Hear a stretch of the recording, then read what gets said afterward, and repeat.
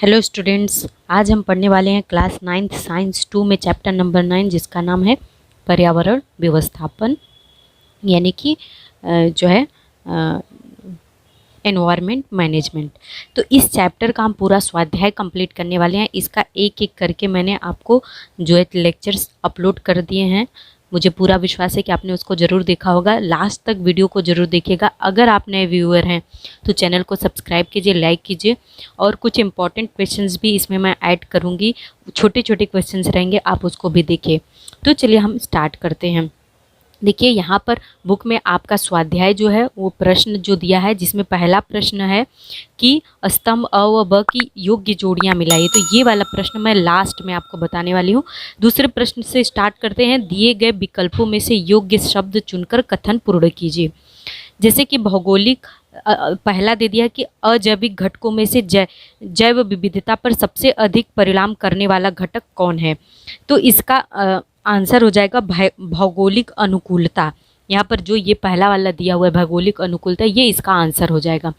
फिर दूसरा दिया है कि किसी भी स्थान पर अल्पकाल होने वाली वातावरण की स्थिति को, अल्पकाल होने वाली वातावरण की स्थिति को क्या कहते हैं, मौसम कहते हैं या जलवायु कहते हैं। तो यहाँ पे जलवायु लिख लेंगे, दूसरा वाला। फिर तीसरा है मानव ने कितनी भी प्रगति की हो फिर भी पर अपना विचार करना ही पड़ता है। किस पर अपना विचार करना पड़ता है? तो इसका आंसर हो जाएगा जलवायु।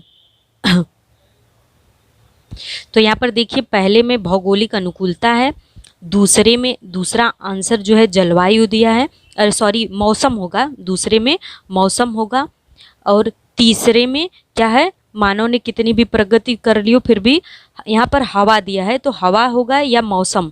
यहाँ पर हवा कंप्लीट कर सकते हैं या यहाँ पर मौसम भी लिख सकते हैं, पर अपना विचार करना ही पड़ता है। तीसरा दिया है हवा के सभी घटकों का निरीक्षण कर पठन करने वाले स्थान को वेधशाला बोलते हैं, वेधशाला। तो इस तरीके से ये दूसरा आंसर कंप्लीट हो जाएगा। यहाँ पर आपको स्क्रीन पर इसका आंसर देख लीजिए। पहले में भौगोलिक अनुकूलता, दूसरे में मौसम, तीसरे में जलवायु और चौथे में वेधशाला। इसका स्पष्टीकरण भी आपको स्क्रीन पर दिख रहा है, इसको भी आप देखकर अपने नोटबुक पर लिख सकते हैं। यहाँ पर भौगोलिक स्थिति के अनुसार इस तरीके से पूरा आप लिख लेंगे। अब हम आते हैं दूसरे प्रश्न पर। दूसरा प्रश्न आपकी स्क्रीन पर आपको तीसरा दिख रहा है। इसमें क्या दिया है कि निम्न प्रश्नों के उत्तर लिखो। पहला, आपदाओं में जख्मी हुए आपदाग्रस्तों को प्रथमोपचार कैसे दिया जाता है। तो इसका उत्तर है, देखिए आपके स्क्रीन पर दिख रहा है कि इसका उपचार कैसे, कुछ पॉइंट्स दिए हुए हैं, वो पॉइंट्स देख लेते हैं। पहला है कि आपदाओं में जख्मी आपदाग्रस्तों की जान बचाने के लिए वैद्यकीय सहायता मिलने के पहले प्रथमोपचार किया जाता है, जिसे इंग्लिश में फर्स्ट एड बोलते हैं। दूसरा पॉइंट है, इसमें 3 महत्वपूर्ण उपाय होते हैं, इन उपायों से प्राणहानि रोक सकते हैं। इसे ही प्रथमोपचार के ABC अथवा प्रथमोपचार के मूल सिद्धांत कहते हैं। ये सिद्धांत कौन कौन से? पहला है श्वसन मार्ग, एयरवे। इसमें क्या करते हैं, आपदाग्रस्त को सांस लेने में कठिनाई हो रही हो तो सिर नीचे की ओर करो तथा ठुड्डी को ऊपर की ओर उठाओ, इसके कारण श्वसन नली खुल जाती है। बी में है श्वासोच्छ्वास, ब्रीथिंग। यदि श्वासोच्छ्वास बंद हो गया हो तो आपदाग्रस्त को मुंह से कृत्रिम श्वासोच्छ्वास दें। और सी, अब रक्त क्या है ये, सी आप देख पा रहे हैं यहाँ पे, रक्त विसरण यानी कि सर्कुलेशन होता है, ब्लड सर्कुलेशन। आपदाग्रस्त बेहोश हो तो उस व्यक्ति को पहले 2 बार कृत्रिम श्वासोच्छ्वास दे तथा बाद में छाती पर दोनों हथेलियों की सहायता से हाथ रखकर हृदय पर जोर से दबाकर छोड़ने की क्रिया लगभग 15 बार करें।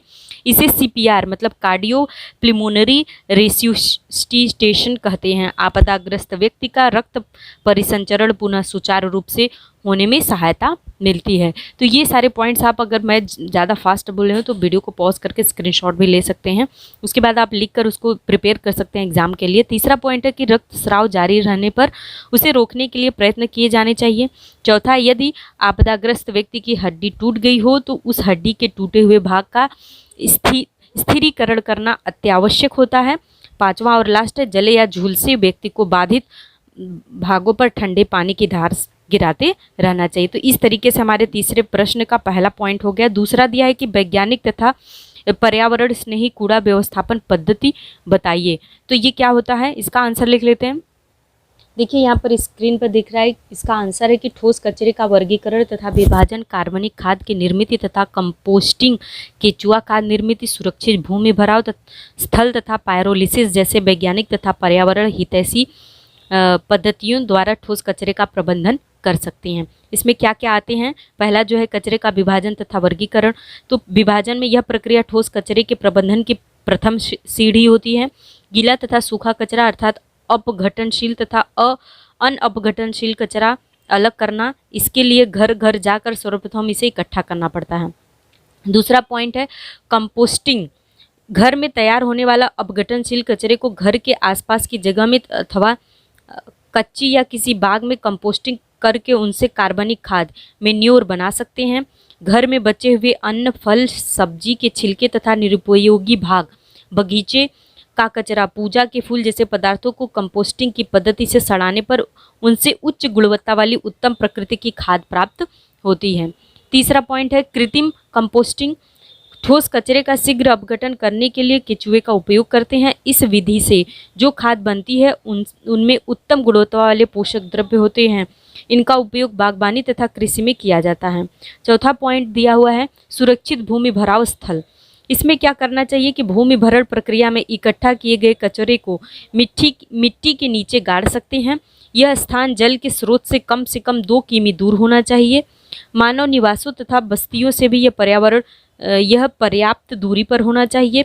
वर्गीकरण करने के बाद उन सुरक्षित भूमि भराव स्थान में दबाने से पहले उन खंडों में मिट्टी और क्या है देख लीजिए, अल्सर, मिट्टी तथा प्लास्टिक के अस्तर बनाते हैं। इस प्रकार की सावधानी रखने पर भूमि तथा जल प्रदूषण टाल सकते हैं।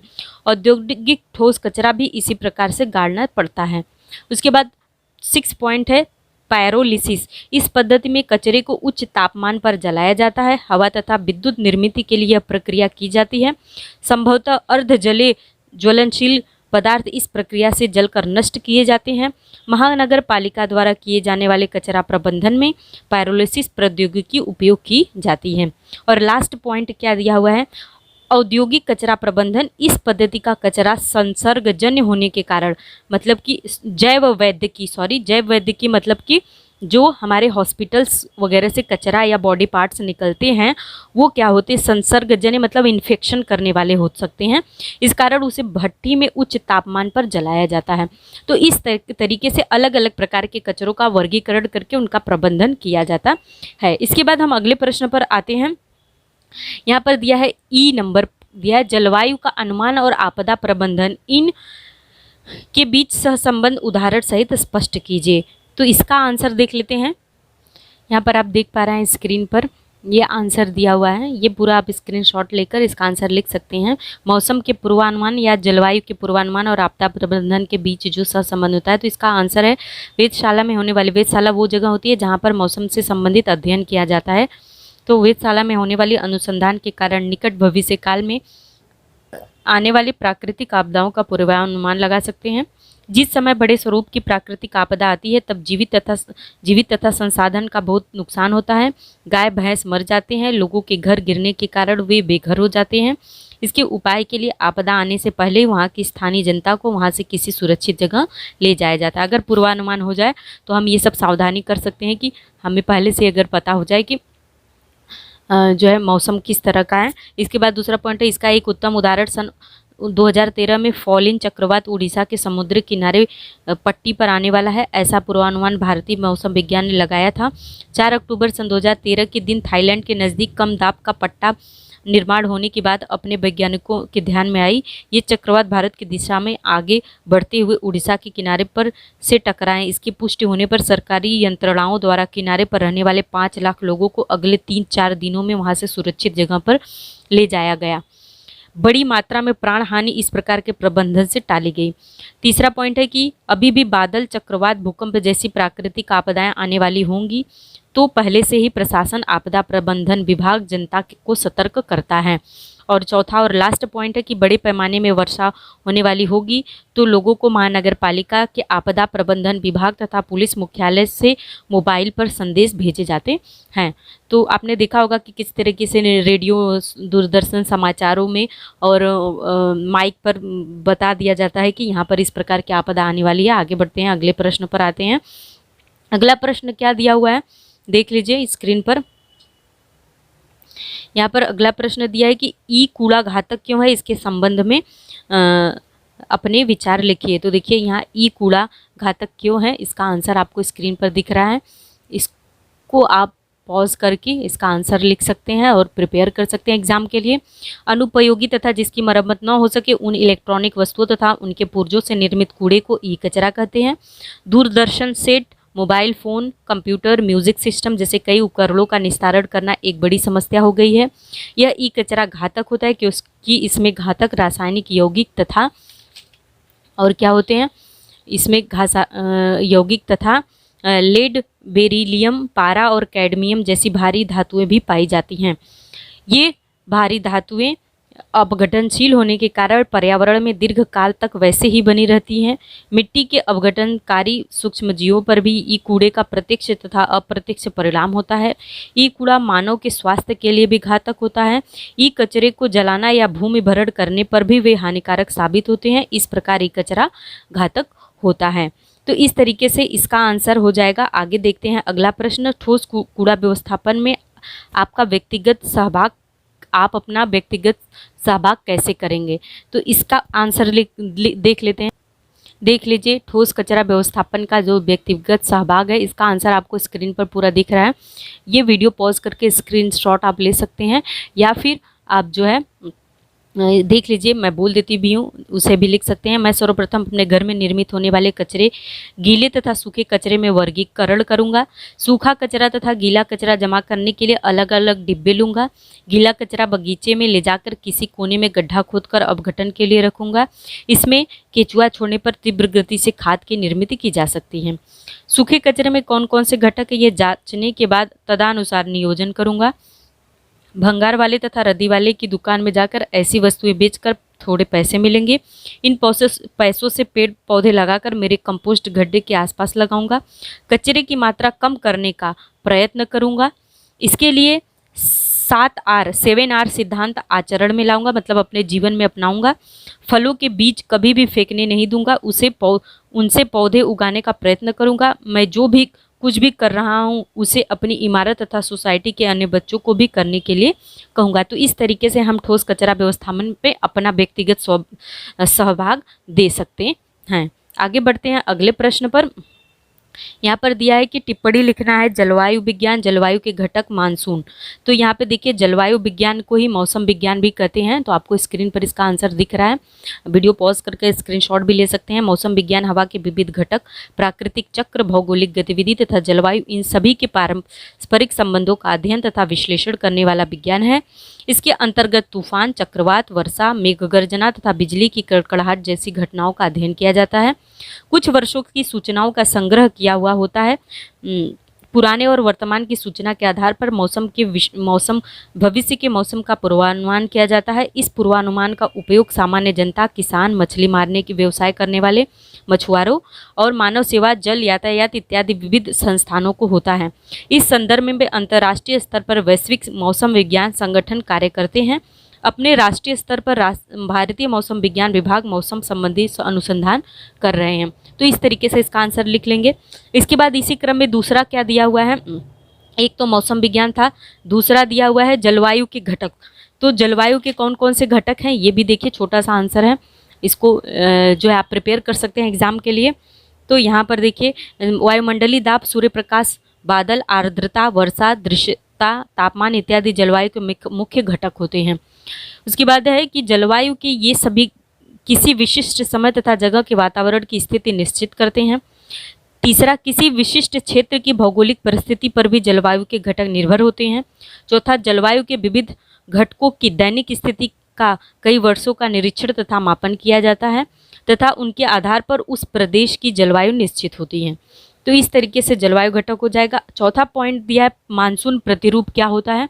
तो देखिए मानसून प्रतिरूप डॉक्टर बसंत राव गोविंद राव के अध्ययन समूह ने विश्व के जलवायु से संबंधित 16 घटकों पर आधारित मानसून का प्रतिरूप बनाया। 1990 से 2002 तक यह प्रारूप भारत में उपयोग किया गया।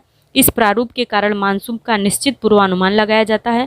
मानसून के निम्नानुसार 3 प्रकार हैं। पहला है संख्यात्मक, जिसे डायनामिक या गणितीय मॉडल बोलते हैं। दूसरा समुचित प्रारूप और तीसरा है सांख्यिकी प्रारूप।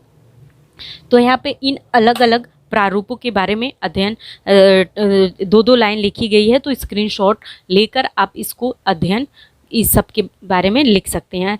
और 5वां भी दिया हुआ है औद्योगिक कचरा क्या होता है। तो औद्योगिक कचरा के बारे में 1, 2, 3, 4, 5 4 पॉइंट्स दिए हुए हैं। कारखानों और विविध उद्योगों से निर्मित निरुपयोगी पदार्थ का अर्थ औद्योगिक कचरा होता है। इसमें रेजिन, राख, अनावश्यक पदार्थ इत्यादि बड़ी मात्रा में पाए जाते हैं। इनमें से बहुत से पदार्थ विषैले हो सकते हैं, जिनके कारण वायु तथा जल तथा भूमि प्रदूषण होता है। औद्योगिक ठोस कचरे का उपयुक्त प्रबंध करना अति आवश्यक होता है, अन्यथा पशु पक्षी तथा मानव के स्वास्थ्य पर उनका गंभीर परिणाम पड़ सकता है। यह कचरा अपघटनशील होने के कारण परिवेश में समाविष्ट हो जाता है। उसके बाद दिया हुआ है प्लास्टिक कचरा क्या होता है। प्लास्टिक कचरा से आप लोग बहुत अच्छे से परिचित होंगे। देखिए प्लास्टिक कचरा मूलतः घरेलू ठोस कचरे में बहुत अधिक मात्रा में दूर दूर तक फैला हुआ होता है। प्लास्टिक अपघटनशील होने के कारण हजारों वर्षों तक अनअपघटनशील होने के कारण, यहाँ पर अपघटन नहीं अनअपघटनशील होने, हजारों वर्षों तक पर्यावरण में वैसे ही पड़ा रहता है। प्लास्टिक कचरा जलाने से उसमें विषैली गैसें निर्मित होती हैं। तीसरा पॉइंट है प्लास्टिक के भक्षण से जानवर मर जाते हैं। जलचरों को भी तैरने और प्लास्टिक से बहुत खतरा पहुंचता है। प्लास्टिक कचरे का निर्माण करने वाला केवल मानव है, मतलब कि ये मुसीबत मानव ने ही बनाई है, परंतु उसका दुष्परिणाम भोगने वाला संपूर्ण परितंत्र होता है।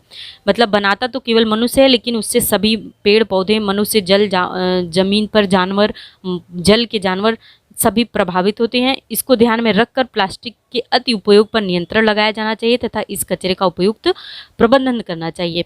अगला पॉइंट दिया हुआ है कि प्रथमोपचार के मूल सिद्धांत क्या होते हैं। तो जो है यहाँ पर देखिए एक क्वेश्चन के आंसर में इसका आंसर दिया हुआ था, देख लेते हैं। ये देख लीजिए, इस प्रश्न का उत्तर यहाँ पर दिया हुआ है। आपदाओं में जख्मी हुए आपदाओं के प्रथमोपचार कैसे किया जाना चाहिए। आपने जो तीसरे प्रश्न का पहला आंसर लिखा वही आंसर यहाँ पर भी रहेगा। तो ये पूरे पॉइंट्स आपने जैसे आपदाओं में जख्मी हुए 1-2 पॉइंट्स ये हैं।